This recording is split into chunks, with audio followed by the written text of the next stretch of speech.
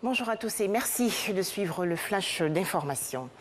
La Côte d'Ivoire et le Niger veulent retrouver l'harmonie entre leurs peuples après les violences survenues à Abidjan contre des ressortissants nigériens en raison d'une fake news. Le ministre ivoirien de l'Intérieur, le général Vagondo Diomandé, a donc reçu hier une délégation ministérielle nigérienne. Les deux parties appellent les populations à la quiétude. Nous allons revenir sur ce sujet dans le journal de 13 h. Toujours en Côte d'Ivoire, 8 milliards de francs CFA pour relancer la filière avicole, secteur, on le sait, fortement impacté par la situation sanitaire liée au coronavirus.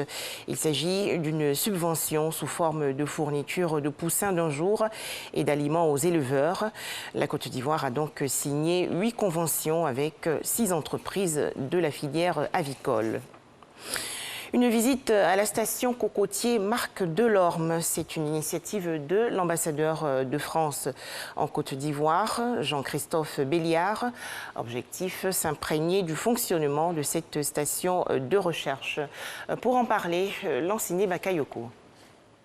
Sur le site de la station de recherche Marc Delorme à Port-Bouët, le diplomate français a pu visiter toute la collection de cocotiers, observer les premiers résultats obtenus sur la diversité génétique du cocotier, étudiés grâce aux marqueurs moléculaires.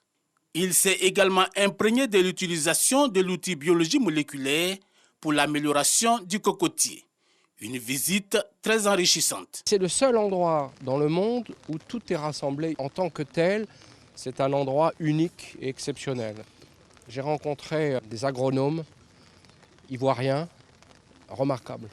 Il y a quelques années, un hectare produisait 0,4 tonnes et quelques années plus tard, un hectare produit 10 fois plus. Néanmoins, l'inventaire du matériel de laboratoire disponible pour le conditionnement du végétal ainsi que le renforcement des technologies réalisables à court terme ont été exposés.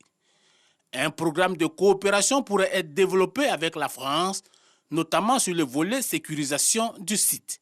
Nous avons subi beaucoup de pressions foncières dans cette zone-là parce que une approbation de lotissement a été signée pour 5 villages sur un domaine qui est classé patrimoine mondial, qui abrite la collection internationale pour le cocotier. Nous tenons beaucoup à la sécurisation du patrimoine international que représente la station Marc Delorme. La station Marc Delorme, c'est une superficie de 788 hectares située à l'intersection de Grand Bassam, Bingerville et Port-Bouët.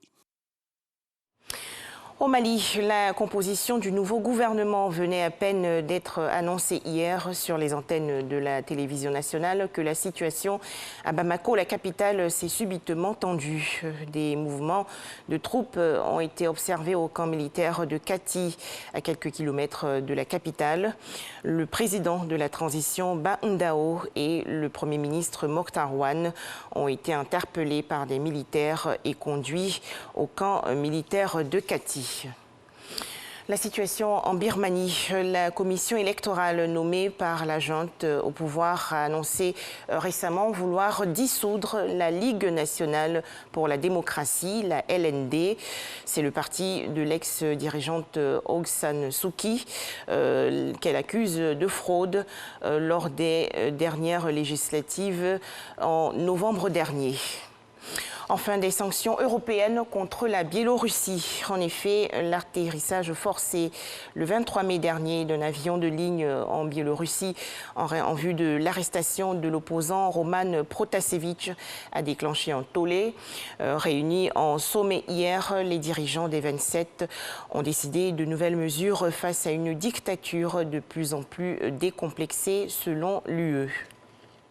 Voilà, merci de nous avoir suivis. À 13 h, place au journal.